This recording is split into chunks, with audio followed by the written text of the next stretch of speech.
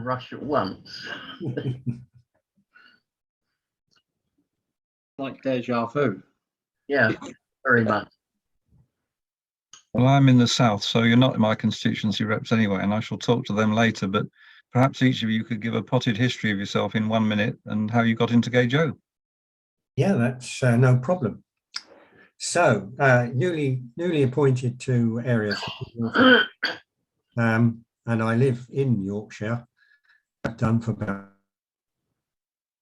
and my background is in railways. Surprisingly enough, I was a professional railway signalling engineer for that period of time. Worked on lots of different regions of British Rail and its successors, and then subsequently in Australia, where I was working for a good portion of that time with Queensland Rail, then returned back to the UK, and I finished on the Channel Tunnel Rail Link. So that's the background in terms of what I used to do for a living. As far as O gauge is concerned, it's rather strange in as much that I acquired an O gauge kit whilst in Australia, and I was a 4mm modeler at the time. And I built this thing and I thought, oh goodness, that's quite impressive. I wasn't in a tense commenting on my ability, but just the mere presence and size thing. And then subsequently I met with Steve Hother, and many of you will know, and I saw his layout, and he actually used DCC sound. And whilst I wasn't tempted into the DCC area, I was knocked over really by the size, presence, and the detail you can get with O gauge. And I've never kind of looked back. I've been modeling O gauge now for ever since, which is for some of you not long, but for me it's about 10 years or so. I've got quite Catholic taste in prototype and a bit of a butterfly, so I jump from one thing to another. I don't know whether you do. I can't seem to stick to one railway or one prototype or whatever. I see something which interests me. I thought I'd like to make a model of that, and so off I go. So I've got a fairly, say, Catholic collection of models. I did spend some time working on ENT, the old ENT for the Guild, so I had a background of volunteering, as it were, in the Guild. And when this vacancy became up, I thought it was time to give a bit back and do what I could for the Guild and for members in the North East. That's me. Right, well, from my point of view, I'm not actually north, Tim. I was Conrep rep south for the Chiltern area. The only reason I said I'd come in on this one was the two gentlemen who should be doing the Conrep North talk were both basically appointed in September, and we didn't think it was fair if they got asked a question they couldn't answer. So I said I would come on just as a backstop, if you like, to help out if they got into difficulties. Work-wise, very similar to Dave. I was signals, but on the underground system. So I did maintenance and fault finding on shift work for 40 odd years. Modelling wise, started late 60s with 00. Got fed up with the quality of the models that were available and went to European HO and started on the exhibition circuit then with European layouts, including 2 stints at what was the 1 week show at Central Hall, which we did twice with different layouts. Then gradually came round to going over to O gauge, go out a lot with the Luton group, we've got, I think, about 11 O gauge layouts on the circuit, so we're out quite often. And I'm also a member of another club at 3 Counties, which is DCC orientated, which I must admit I prefer over the DC. I just find the controllability better. Then for the guild side, I was the conrep for the Chiltern area, as I said, for 4 or 5 years. I then stood for the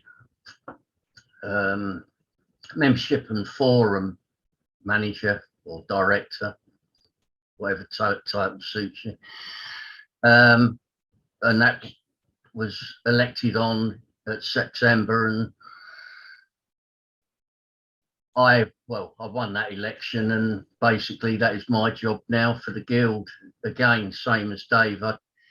When I took the conrep job up, it was just literally I wanted to give something back to the hobby that I'd enjoyed for so many years. Does that sort of cover everything, Tim? You can unmute. Thank you both. Yeah, that's great. And I'm interested in the fact that you're both from signalling background. Are you, like me, a bit appalled at the level of signalling you see on model layouts? Go not on. that easy on a model. Well, not if you want to get it to work correctly, because the amount of interlocking you would need would, on a permanent layout, possibly, but on a, I'll say one that you're taking to exhibitions, it would be extremely fraught with danger if you like trying to transport something. Or that would be my feeling. I don't know what Dave thinks on that.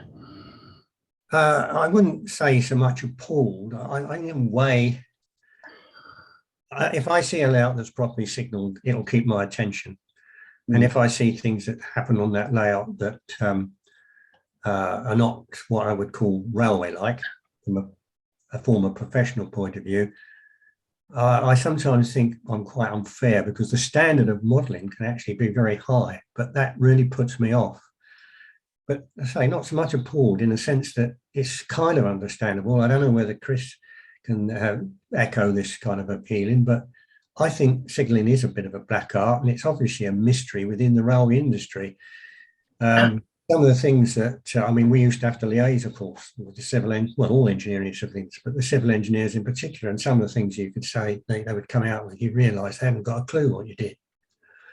So it's not just the modelling firmament that it can be a bit of a mystery, but it can be demystified. And I'm glad that now more and more layouts are actually coming on the scene, which do have proper signalling.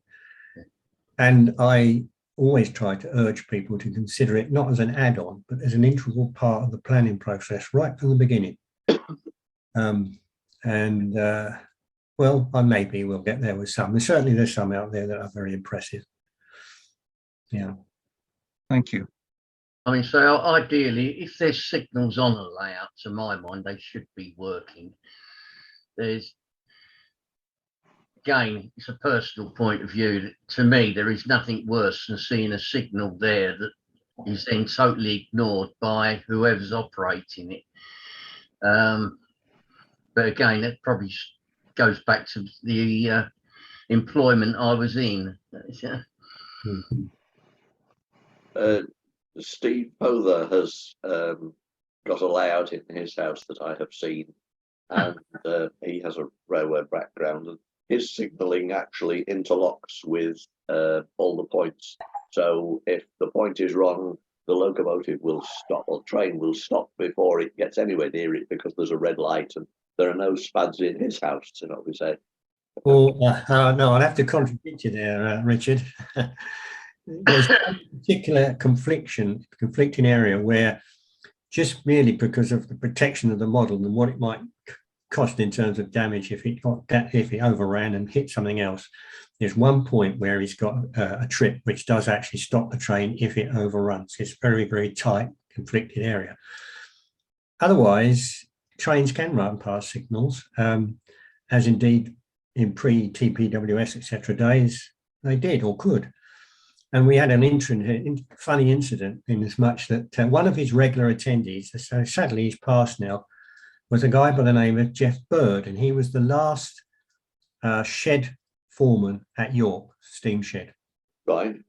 So obviously a background that goes back. I mean, he just as an aside, when he was an apprentice at Darlington, he worked on Kestrel, an A1, the last steam engine he worked on as a new build. Anyway, and I used to, if I was doing the signalling on the layout, I'd sometimes change routes and so on, all properly, just to try and see if the driver was actually paying attention. And Jeff had a rotten reputation for him doing spads. All right. So one day we said to ourselves, Steve and I, well, I wonder how many times in his professional career has he issued a Form 1 to a driver to please explain spads. So and he said, but the tradition was you always gave this thing to the driver at the end of his shift, not at the beginning, the brown envelope, because you would worry about it. So at the end of our session, we said, Jeff, we've got an envelope for you. And in it, we'd actually reproduction spad form and asked the driver bird to please explain why he's passed this signal of danger. He obviously quite saw the funny side of that. So indeed, you can pass his signals, some of his signals of danger. And there you are.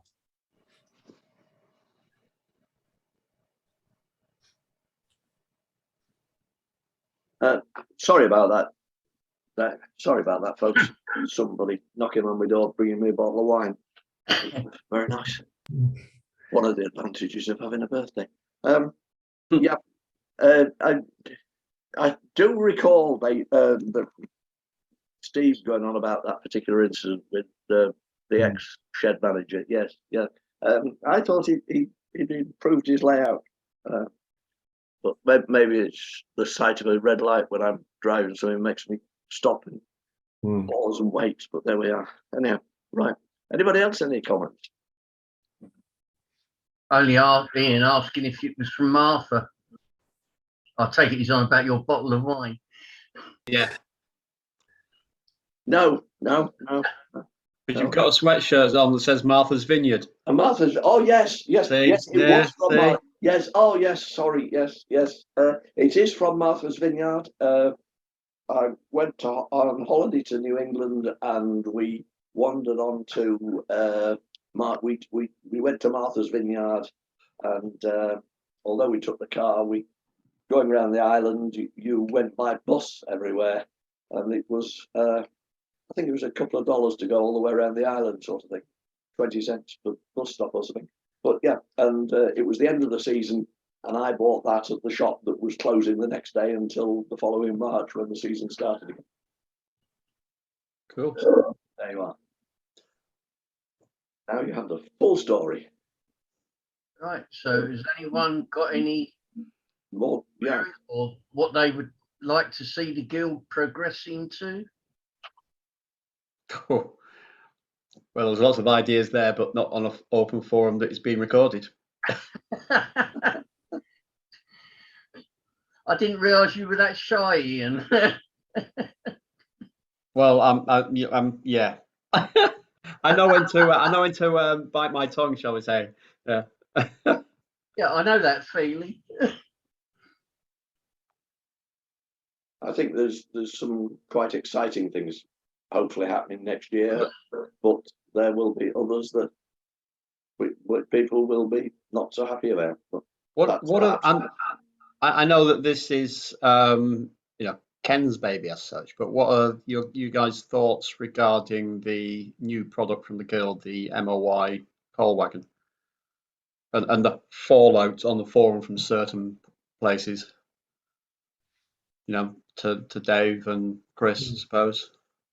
Well, I know of it, but I haven't actually seen one. And I have to admit, domestically, I'm very heavily engaged at the present moment. And so I haven't spent so much time on the forum to find out what the fallout is. I mean, when you can give us an overview of what problems are, I don't know.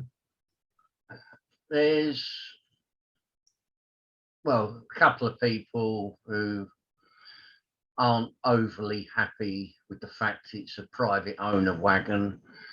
Okay, it doesn't run in with my modelling period, but it was asked for by members to their conrep in East Anglia, he brought the idea forward with the original idea was just for 50 of them. We already said he'd got people saying they wanted sort of 37 had already been sold before he even came to us at the MC to see if we would go along with the idea. We thought it was a reasonable idea to go with. We increased the number to 100, i.e. 50 of the Peterborough ones and 50 of the Colchester ones.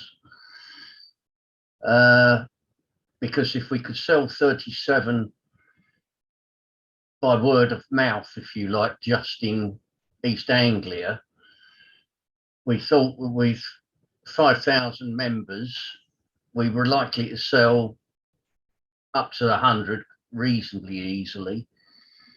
And it also got the price down by another £1 or £2 a wagon by upping the order.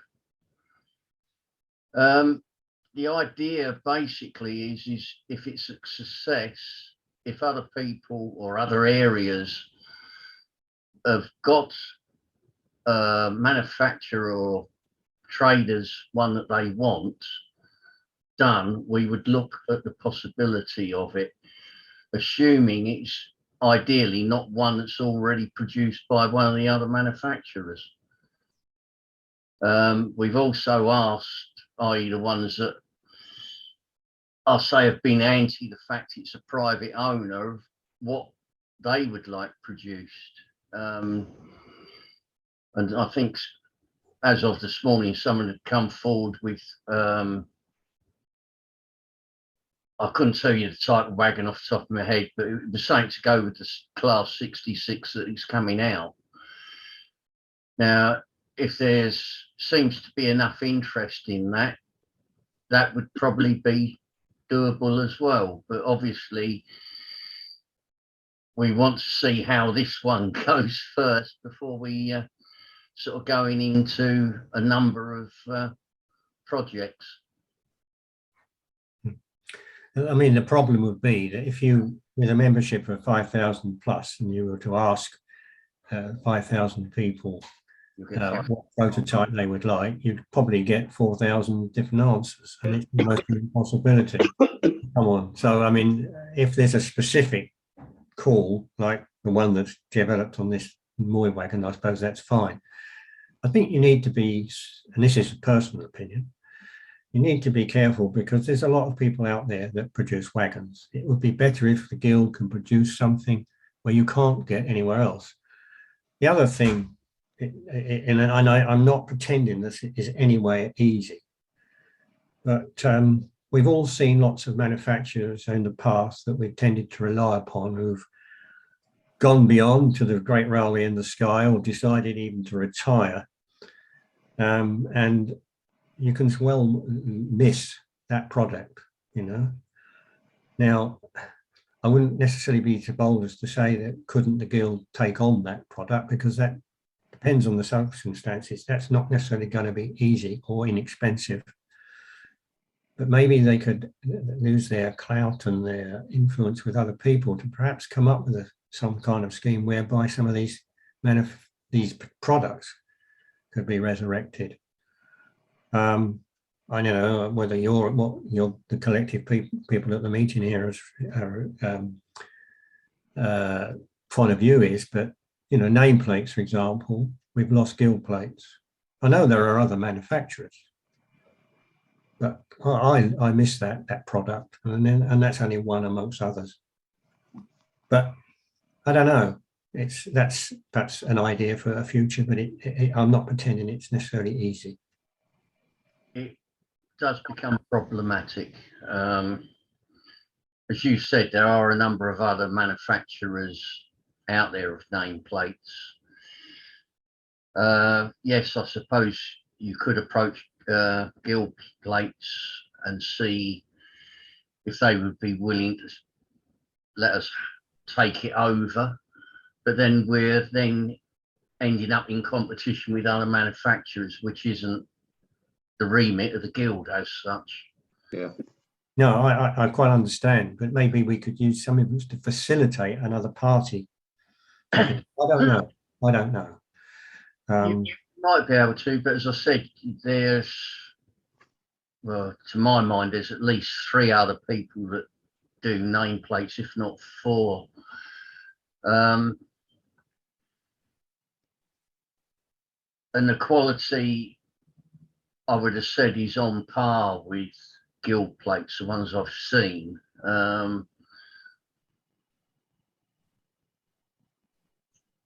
Whether they would be wanting to take on, but there again, if they were gifted the artwork, they would probably do it.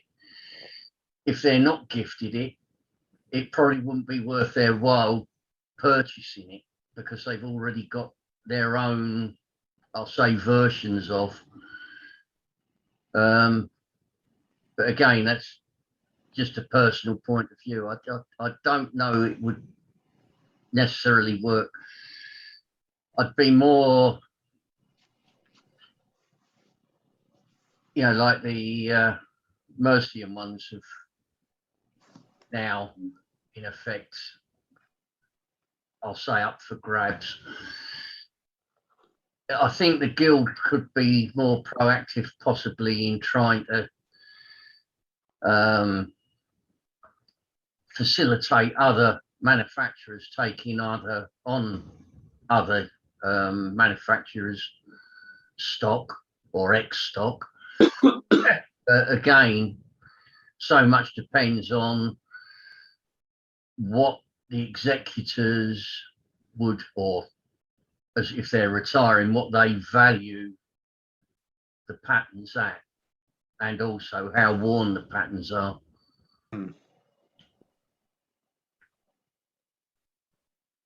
And I suppose at the end of the day, we are not a commercial organisation in the realms of producing stuff. I know we do have certain supplies of stuff, but we are not a manufacturer really. But we are there for the service of the membership. It makes life a bit difficult. I will say I bought one of the wagons this morning. I thought, seeing as it's the day it is, and I've got some spare pennies, I've invested in one of the Peterborough varieties. So there we are. Did you wrap it and put a nice gift? No, I've had to pay £4 postage on top of the cost, which broke my heart. Yeah, but there we are now. Maybe one of my family members will eventually get round to ringing me today and saying, "Oh, I haven't got you anything, Dad. Would you like? What can I get for you?" And I'll set aside the bottle of Talisker and say, "I'll have a Moy wagon, please." Including postage, I hope. Yeah, just get them to pay the postage. Yeah, well, yeah. Oh, they'll probably no. They've inherited the traits of the county in which I live, and they are very careful with their cash.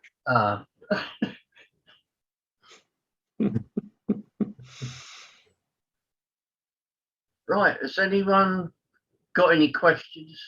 If so, please unmute and ask. Yeah. Or if you just want to join in a conversation, Yeah, I suppose that was quite a useful topic. In some ways, it allows other people to express their views and thoughts upon the direction of the guild in some aspects.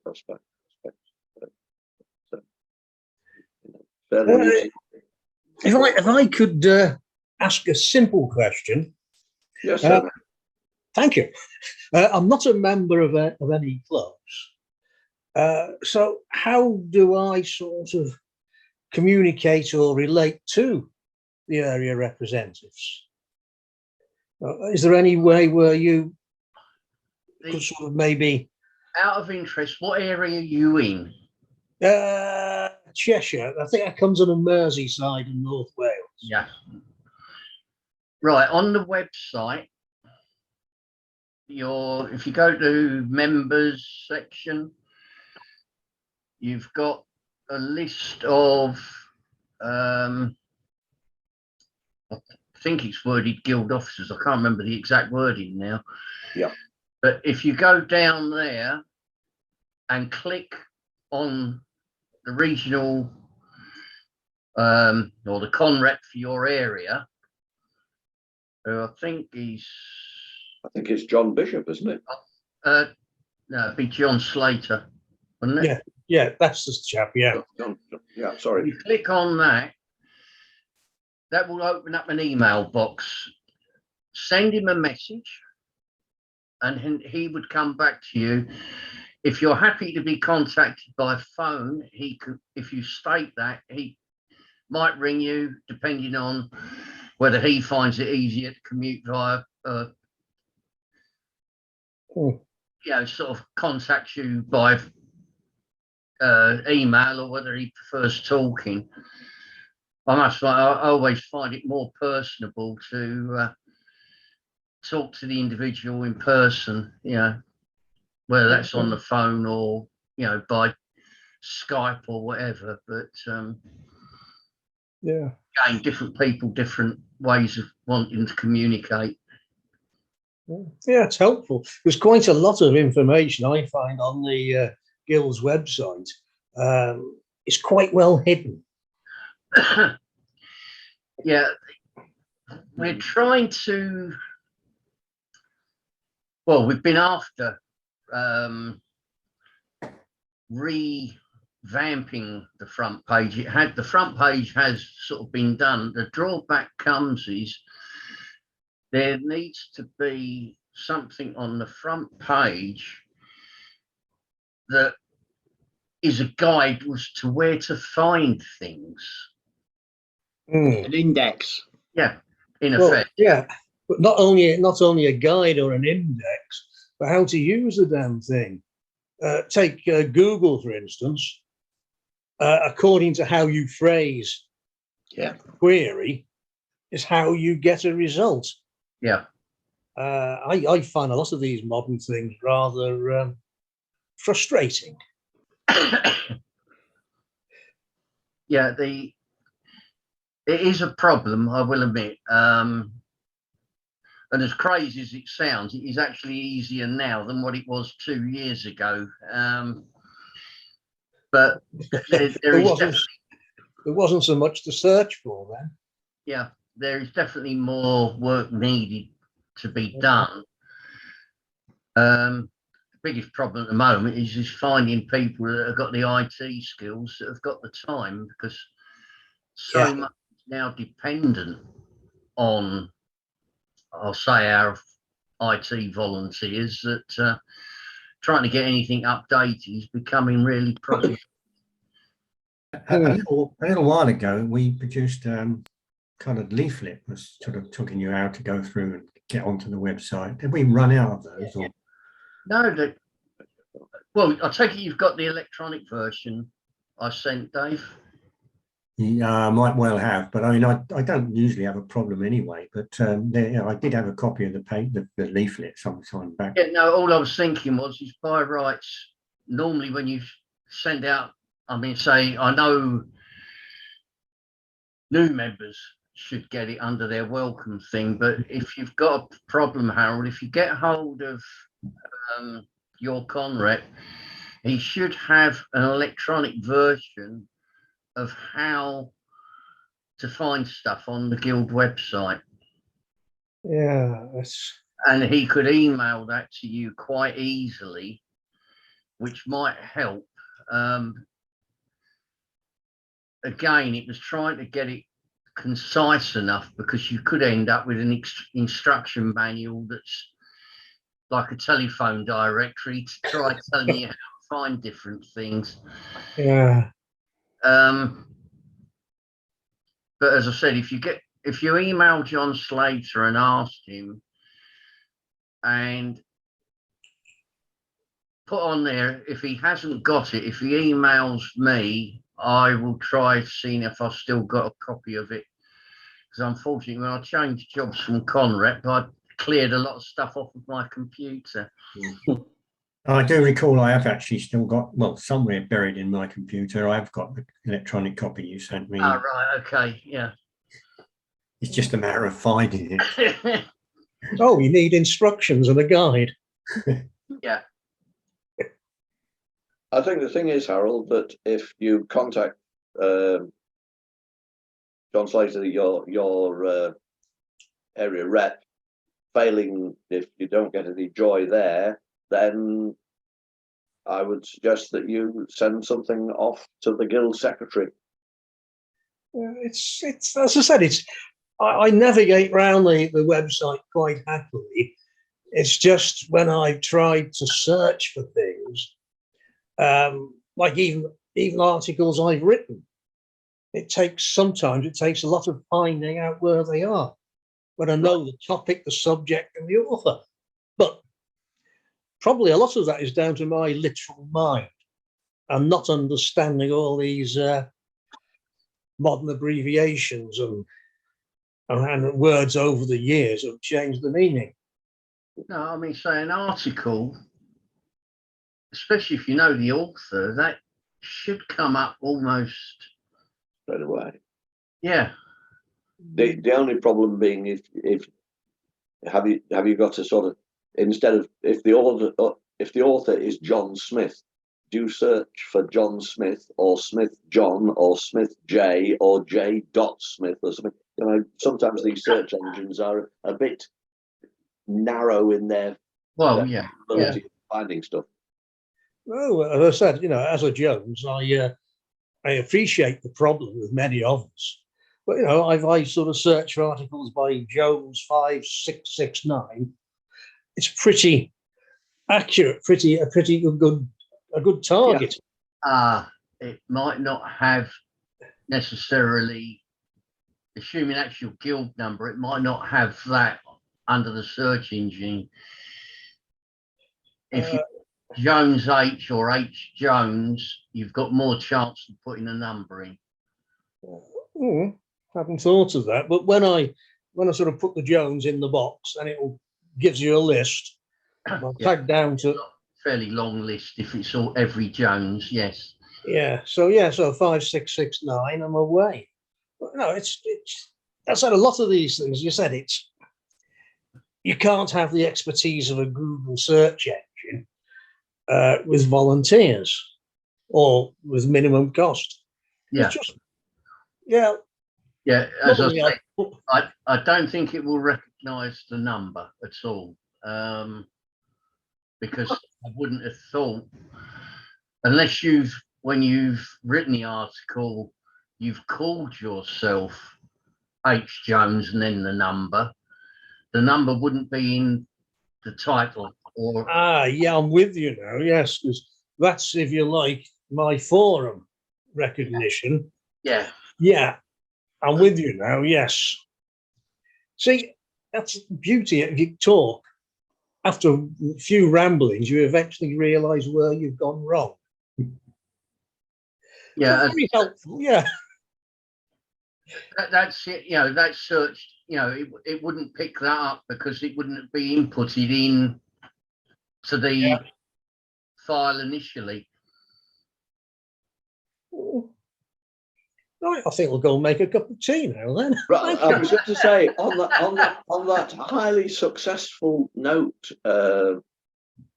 Harold, if we have no more questions, we've come to the closing time for the session, and if nobody else has got anything pressingly urgent, I'd like to thank you all for attending, asking questions, listening to the answers, and I hope we are all the better for it. And with that, we'll sort of call it an end and close the meeting, if that's all right with everybody. Anybody, any last comment? No. Well, thank you, Chris. Thank you, David. And at some time, our paths will undoubtedly meet again. But thank you, gentlemen. We'll call it a day and close the session. Thank you. Bye. Oh,